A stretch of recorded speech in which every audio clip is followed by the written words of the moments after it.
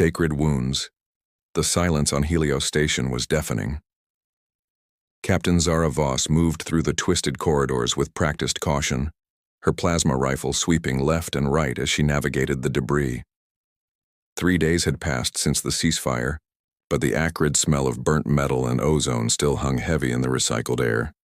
Her boots crunched on scattered glass and twisted fragments of what had once been a thriving research outpost on the edge of human space. Zara shouldn't have been here. Her orders were clear: return to the fleet and await reassignment.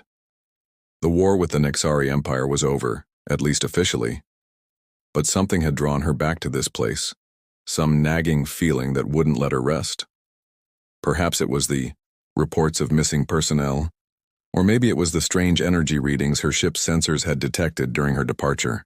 Either way, she found herself alone in the wreckage, searching for answers she couldn't name. The station's central hub opened before her, a massive chamber that had once housed the primary research laboratories. Now it was a tomb of shattered equipment and collapsed support beams. Emergency lighting cast everything in a hellish red glow, and somewhere in the distance she could hear the rhythmic drip of leaking coolant. That's when she saw it. Partially buried beneath a fallen ceiling panel lay a figure that made her blood freeze. Even in the dim light, there was no mistaking the elongated limbs, the iridescent skin that seemed to shimmer with its own inner light, and the distinctive cranial ridges that marked this being as unmistakably Nexari. The alien warrior wore the ceremonial armor of their elite caste, now cracked and leaking luminescent fluid that pooled beneath the debris. Zara's training screamed at her to raise her weapon, to call for backup, to treat this as a potential threat, but something stayed her hand. The Nexari wasn't moving with the fluid grace their kind was known for. Instead, its chest rose and fell in irregular gasps, and she could see dark stains spreading across the silver-blue fabric beneath the armor. It was dying. Against every protocol she'd ever learned, Zara lowered her rifle and approached slowly.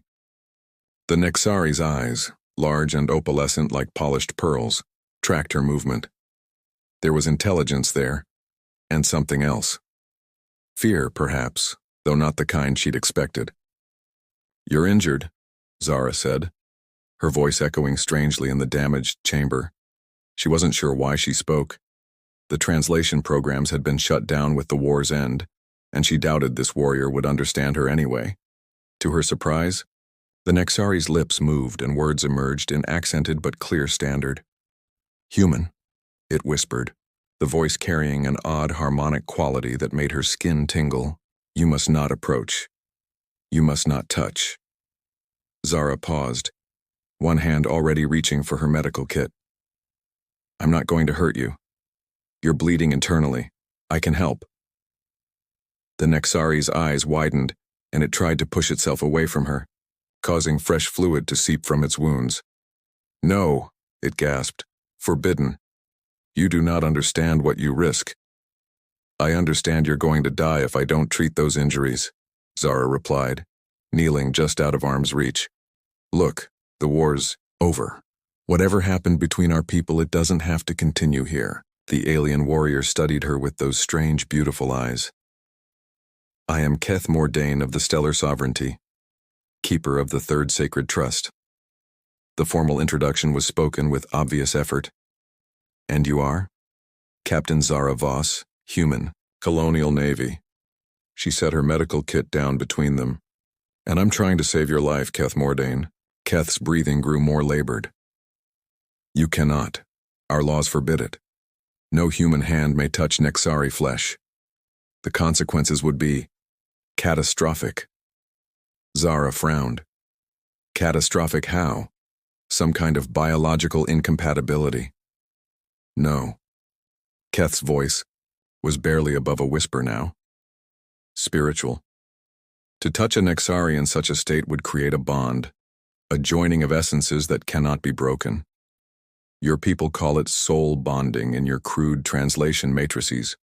It would bind you to me until death, make you slave to my will and emotions."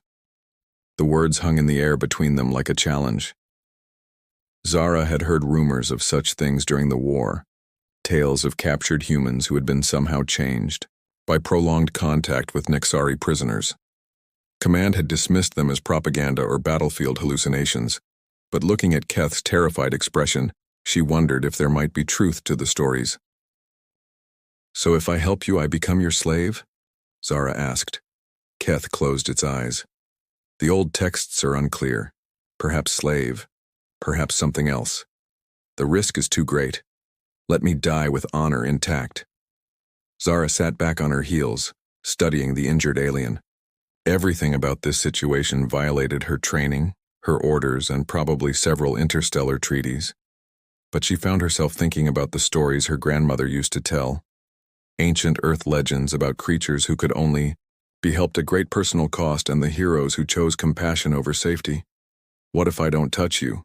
she asked finally. Keth's eyes opened again, confusion replacing some of the fear. "I do not understand." Zara was already moving, her mind racing through possibilities. "No direct contact. I treat your injuries without skin-to-skin contact. Would that work? I do not know. The laws speak only of touch, of flesh meeting flesh." It was hardly a ringing endorsement, but it was enough. Zara opened her medical kit and began pulling out supplies. Antiseptic foam, synthetic skin, patches, coagulation accelerators, and a portable bioscanner. Working quickly, she fashioned makeshift tools from debris around them. A metal rod to manipulate bandages, a piece of reflective paneling to serve as a mirror, and strips of fabric that she could use to avoid direct contact. "This is going to hurt," she warned, positioning the bioscanner above Keth's torso. The readings were worse than she'd feared. Internal bleeding, 3 fractured ribs that had punctured lung tissue, and what looked like severe trauma to several major organs she didn't recognize. Without immediate surgery, Keth had perhaps an hour to live. "I need to inject you with a coagulant," Zara said, loading a pressure injector. "It'll help slow the bleeding while I work on the external wounds." Keth watched her with those pearl-like eyes as she carefully positioned the injector using the metal rod, never allowing her skin to make contact. The hiss of the injection made the Nexari flinch, but some color returned to its shimmering skin, almost immediately. For the next 2 hours, Zara worked with methodical precision. She cleaned and sealed the external wounds using her improvised tools, applied synthetic skin patches to prevent infection, and administered a carefully calculated dose of universal antibiotics that should work on Nexari physiology. Throughout it all, she maintained the barrier between them, acutely aware of how easy it would be to accidentally brush against Keth's skin. As she worked, they talked. Keth spoke of its home world, a place of crystal spires and singing winds that Zara found herself longing to see.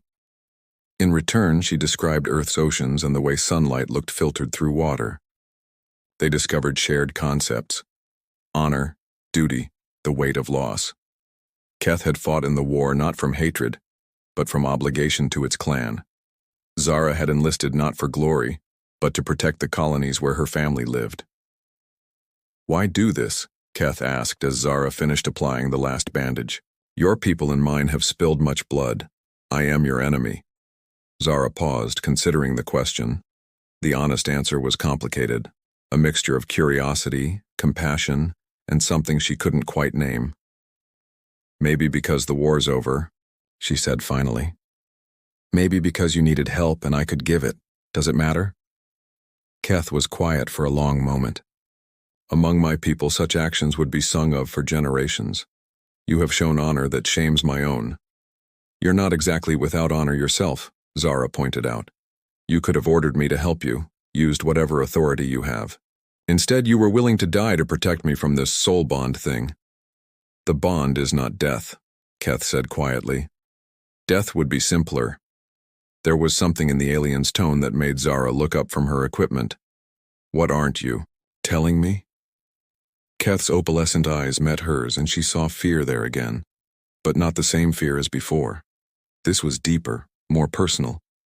The texts speak of the bond as slavery, but they are ancient, written in a time of great fear. Some among my people believe the truth is different. Different how? That it is not enslavement, but joining. 2 minds becoming one, sharing thoughts, emotions, memories. The bound would know each other more completely than any lovers, any family. They would be unable to lie, unable to hide, unable to be alone. Keth's voice dropped to barely above a whisper. For a people who prize privacy above all else, it is the ultimate violation. Zara felt a strange flutter in her chest. And you believe this? I do not know what I believe, Keth admitted. But I know that in these hours, speaking with you, learning of your world and your ways, I have felt less alone than I have in cycles of service. If the bond brought more of such understanding. The words hung between them, heavy with implication. Zara found herself staring at Keth's face, noting the subtle play of bioluminescent patterns beneath the translucent skin, the way the cranial ridges caught and reflected the emergency lighting. There was beauty there, alien but undeniable. The bleeding has stopped, she said, her voice sounding strange to her own ears. You should live. Thanks to you. Keth struggled to sit up, wincing as the movements pulled at the fresh bandages. I am in your debt, Zara Voss. No debt, Zara replied automatically. Just get better. Find your people. Go home. But even as she said the words, she felt an unexpected pang of loss. In a few hours, Keth would be gone, and she would return. To her ship, her duties, her life. This strange interlude would become just another war story, filed away with all the others. Keth seemed to sense her thoughts. Will you stay? Until I am strong enough to leave? The request was simple, innocent even. But something in Keth's eyes suggested it was anything but. Zara thought about her orders, her scheduled departure, the questions that would be asked if she delayed any longer. Yes, she heard herself saying, I'll stay. As the red emergency lights continued their slow rotation, casting shifting shadows across the ruined chamber, Zara settled in to wait. Neither of them spoke of the growing connection between them, or the way their eyes kept meeting across the careful distance they maintained. Neither mentioned how the air seemed to thrum with possibility, or how the simple act of conversation had begun to feel like something far more intimate. But both of them felt it, hanging in the space between them like a bridge waiting to be crossed. Breaking sacred laws. 3 days had passed since Zara first found Keth in the ruins of Helios Station.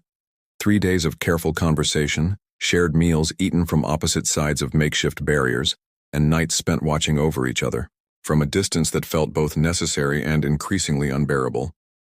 Keth's wounds were healing with remarkable speed, the Nexari physiology responding well to Zara's improvised medical care. The luminescent patterns beneath their skin had brightened, and they could now move without the sharp gasps of pain that had marked those first critical hours. But with physical recovery came a different kind of tension. You speak of your homeworld with such longing, Keth said, carefully adjusting their position against a makeshift pillow of salvaged fabric. Yet you chose to leave it for the void between stars. Zara looked up from the ration pack she was heating over a small plasma burner.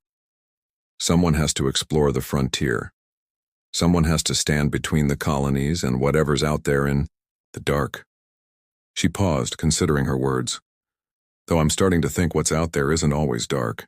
Their eyes met across the careful distance they maintained, and Zara felt that now familiar flutter in her chest.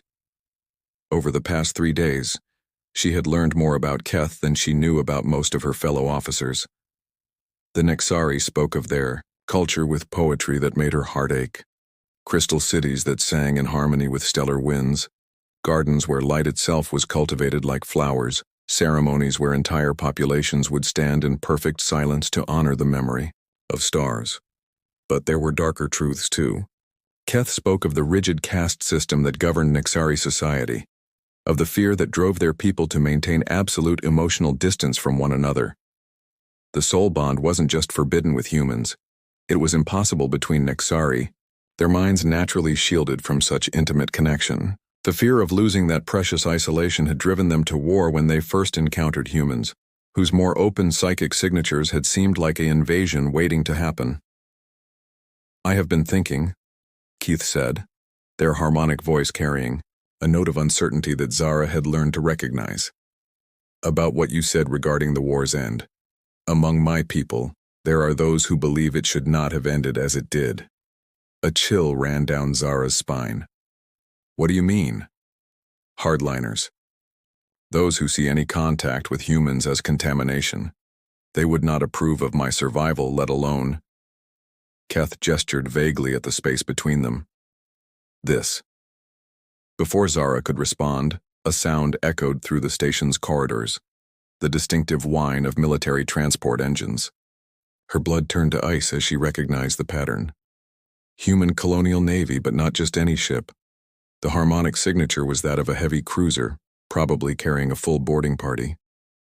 They found us, she whispered, already moving to gather her equipment. Keth struggled to their feet, still favoring their injured side. Not just humans, they said, their large eyes reflecting fear. I hear the song pattern of Nexari vessels as well. A joint operation.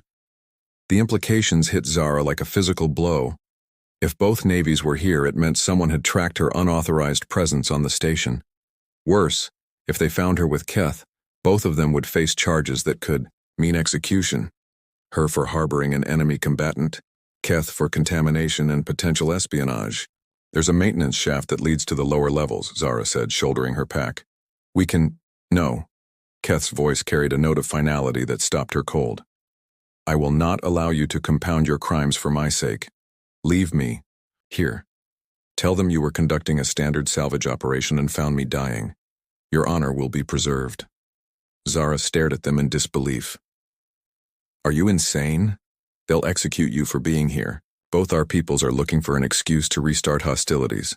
And finding a Nexari warrior on a human research station would be exactly that. Better than the alternative, Keth replied. If they discover what has passed between us, the consequences will be far worse than simple execution. The sound of boots on metal was getting closer now. Zara could hear voices, human and Nexari both, their tone suggesting a coordinated search. Time was running out. There has to be another way, she said desperately. Keth moved closer, close, enough that Zara could see the complex patterns of bioluminescence playing beneath their translucent skin. There is, they said quietly, but it would require us to break the most sacred law of my people. Zara's breath caught. The bond. If we were already bonded when they found us, it would change everything. A bonded pair cannot be separated. It would mean death for both. They would be forced to treat us as a single entity, subject to different laws, different punishments. But you said the bond was slavery, yes, or something far more intimate than either of our peoples are prepared to accept. Keth's opalescent eyes searched her face. The choice is yours, Zara Voss. Abandon me to save yourself or risk everything on a connection neither of us fully understands. The voices were getting closer. Zara could make out individual words now, her name being called, search patterns being coordinated. In minutes, perhaps seconds, they would be found. She thought of her career, her family, the life she had built among the stars. Then she looked at Keth, remembering the past 3 days of conversation and growing understanding. The fear in their eyes wasn't for themselves, she realized. It was for her, for what she might lose. Will it hurt? She asked. I do not know, Keth admitted. The texts speak of overwhelming sensation of two minds becoming one. Some describe it as the greatest pleasure imaginable. Others call it a living death. Zara took a step forward, closing the distance between them. And you? What do you think it will be? Keth's breathing quickened. I think it will be truth, they whispered. Pure and absolute and terrifying. The sound of footsteps was almost upon them now. Zara could hear her name being called more urgently, could see the first flicker of searchlights beginning to probe the chamber's entrance. She reached out her hand. Keth stared at it for a moment that seemed to stretch into eternity. Then, with infinite care, they extended their own hand to meet it. The moment their skin touched, the universe exploded. Sensation crashed over Zara like a tidal wave. Not pain, but something far more overwhelming. She felt her consciousness expand, stretch, merge with something vast and alien and beautiful. Keth's memories flooded through her. the crystalline spires of their homeworld reaching toward triple suns, the complex harmonies of Nexari music that spoke directly to the soul, the crushing weight of duty that had driven them to war against a people they had never truly understood. And through it all, emotion, Keth's emotions, but also her own, reflected back and amplified until she couldn't tell where one ended and the other began. Love, fear, wonder, regret, hope, all of it swirling together in a symphony of feeling that threatened to tear her apart and rebuild her as something entirely new. But even as she drowned in the flood of sensation, she became aware of something else. Keth's presence in her mind wasn't overwhelming or invasive. It was familiar, like finding a missing piece of herself she hadn't even known was lost. Is this what it feels like to be complete? The thought came from both of them simultaneously, and she couldn't tell if she had spoken it aloud, or if it had simply existed in the space between their joined consciousness. Through their shared awareness, she felt Keth's wonder as they experienced human emotion for the first time. The chaotic, passionate, gloriously messy tangle of feelings that their people had spent millennia learning to suppress. But there was no fear in their response, only a kind of joyous recognition. "We are not the same," came Keth's voice in her mind, "but we are not separate either. We are something new." The sensation began to stabilize, settling into something less, overwhelming but no less profound. When Zara opened her eyes, she hadn't even realized she'd closed them. She found herself still standing in the ruined chamber, still holding Keth's hand. But everything had changed. She could feel Keith's thoughts at the edge of her consciousness, not intruding but simply present, like background music she could choose to focus on or ignore. Their pain from the recent injuries was a dull ache in her own body, but so was their wonder at the connection they now shared. Most remarkably, she could sense their emotions as clearly as her own, and what she found there was not the alien coldness she might have expected, but warmth, curiosity, and something that felt remarkably like love. "Incredible," Keth breathed, and Zara felt the word as much as heard it. "The texts were wrong. This is not slavery. This is completion," Zara finished, the word coming from some deep knowledge she hadn't possessed moments before. That was when the search team found them. The chamber flooded with light as human and Nexari soldiers poured through the entrance, weapons raised and ready. At their head strode Commander Marcus Webb, Zara's former superior, his weathered face set in lines of disappointment and anger. "Captain Voss," he said, his voice carrying the weight of formal accusation, "you are under arrest for violation of ceasefire protocols, unauthorized contact with enemy combatants, and—" He stopped as he took in the scene before him, his eyes widening as he registered their joined hands and the unmistakable glow of bioluminescent patterns that now flickered beneath Zara's skin in harmony with Keth's. The Nexari contingent reacted even more dramatically. Their leader, a tall figure in the flowing robes of the clerical caste, let out what could only be described as a keen of horror. "Abomination," the cleric hissed in their musical language, the translation matrix rendering their disgust in perfect, emotionless standard. "The sacred laws have been violated. Both must be cleansed immediately." "Wait," Zara said, surprised at how calm her voice sounded despite the weapons trained on them. "Before you do anything irreversible, there's something you need to understand." She felt Keth's agreement flow through their bond, along with memories that weren't her own. Ancient texts, forbidden histories, truths that both species had chosen to forget. With their joined consciousness, she could access knowledge that no single human had ever possessed. "The bond doesn't just connect us," she continued, addressing both groups of soldiers. "It connects our peoples. We can feel the truth of what happened in the past, the real reason for the war between humans and Nexari." Commander Webb's expression was skeptical, but she saw uncertainty in his eyes. "Captain, you're clearly in some kind of alien influence. We need to get you medical attention immediately." "I'm not influenced," Zara replied. "I'm informed. Both our species came from the same source, an ancient civilization that seeded this galaxy with intelligent life. Humans evolved to be emotionally open, psychically receptive. The Nexari evolved barriers, shields, isolation. We were meant to be complementary, not enemies. The Nexari cleric's reaction was swift and violent. Lies, blasphemy, the purity of our bloodline is absolute.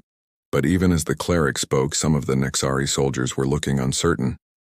Through her bond with Keth, Zara could sense their confusion, their recognition of truths that had been suppressed for generations. Show them, Keth's voice whispered in her mind. Let them feel what we feel. Zara wasn't sure what they meant until she felt Keth drawing on their shared connection, amplifying it somehow.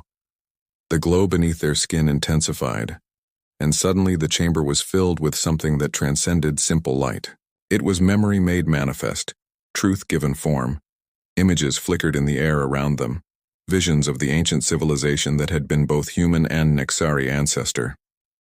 Towering beings who combined the best of both species, their cities spanning multiple worlds, their technology so advanced it seemed like magic. And then the catastrophe, the great sundering that had split them into two distinct evolutionary paths. The humans had retained the emotional openness, the psychic receptivity, that allowed for deep connections but also made them vulnerable to the chaos of unfiltered feeling. The Nexari had developed barriers, shields that protected them from psychic intrusion but also isolated them from the very connections that made existence meaningful. We were never meant to be enemies, Zara said, her voice carrying new harmonics that seemed to resonate in the bones of everyone present. We were meant to be whole. The visions faded, but their impact was undeniable.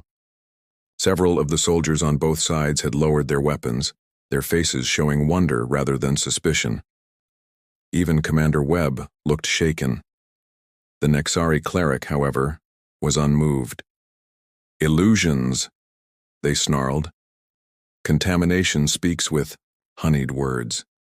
The abomination must be cleansed before it spreads. They raised a weapon unlike anything in the human arsenal, a crystalline device that hummed with deadly energy. But before they could fire, something unexpected happened. One of the Nexari soldiers, a younger member of the search team, stepped forward. No, they said, their voice carrying the same harmonic quality that Zara had heard in Keth's speech. I have felt it too. The truth they speak, we have been living a lie. Other Nexari began to murmur agreement, and Zara realized that the bond she shared with Keth had somehow transmitted their shared knowledge to others of their kind. The psychic connection that both species had feared was actually serving as a bridge, allowing for understanding that had been impossible before. Commander Webb, meanwhile, was studying his scanner readings with growing amazement. Captain, he said slowly, according to these instruments, you're showing quantum entanglement signatures at the subatomic level. Whatever's happened to you, it's not just psychological. It's physically rewriting your fundamental structure. To match mine, Keth added, their voice now carrying some of the same harmonic qualities that marked their species. The bond does not just join minds, it joins essence. The cleric raised their weapon again, desperation replacing anger in their stance. But they never got the chance to fire. The other Nexari moved to restrain them while the human soldiers, following Commander Webb's uncertain lead, kept their own weapons lowered. This changes everything, Webb said finally. If what you're showing us is true, if this bond is possible without harm to either party, it changes nothing, the cleric insisted, though their voice had lost much of its authority. The sacred laws were written in fear, Keth interrupted, their voice now strong enough to carry throughout the chamber. Fear of losing what we thought made us pure. But purity without connection is not strength. It is death. We have been dying for millennia, growing more isolated, more cold, more distant from the joy of existence. Zara felt Keth's emotions flow through their bond, not just the words they spoke, but the deep conviction behind them. Through their shared consciousness, she could sense the Nexari's growing realization that their entire civilization had been built on a mistake, a fundamental misunderstanding of what they were meant to be. What are you proposing? Commander Webb asked. Zara looked at Keth, felt their agreement flow through their connection, and smiled. That we serve as proof, she said. Living evidence that our peoples can coexist, can even thrive together. Let us be the bridge between human and Nexari, the first of what we hope will be many. And if this bond of yours proves harmful, if it's some kind of trap, then we suffer the consequences together, Keth replied. But if it proves beneficial, if it opens the door to true understanding between our species, then perhaps the war we just ended will be the last our peoples ever fight. Commander Webb was quiet for a long moment, studying his instruments and the faces of both his own soldiers and the Nexari team. Finally, he lowered his weapon completely. I'm going to need to report this to command, he said. Both commands. This is way above my pay grade. Understood, Zara replied. But Commander, whatever they decide, Keth and I won't be separated. The bond doesn't allow it, literally. We're quantum entangled now. Harm one of us, and you harm both. As the search teams began to withdraw, discussing the unprecedented situation in hushed tones, Zara and Keth remained in the chamber that had become the birthplace of something entirely new. The bond between them hummed with potential, with the promise of discoveries yet to be made and truths yet to be revealed. Do you regret it? Zara asked, though through their connection she already knew the answer. Never, Keith replied, their opalescent eyes bright with an emotion that transcended species boundaries. For the first time in my existence, I am not alone. We are not alone. As the red emergency lights continued their eternal rotation, casting shifting patterns across the walls of the ruined station, Zara and Keth stood together. Not human and Nexari, not former enemies forced into alliance, but something entirely new. The first of a new kind of being that might just possibly heal the wounds that had kept two kindred species apart for far too long. The future was uncertain, full of challenges and obstacles they couldn't yet imagine, but they would face it together, their bond unbreakable in their love. For that's what it was, Zara realized. Love in its purest and most complete form, a beacon of hope in a galaxy that had seen too much war and too little understanding. In the end, perhaps that was enough.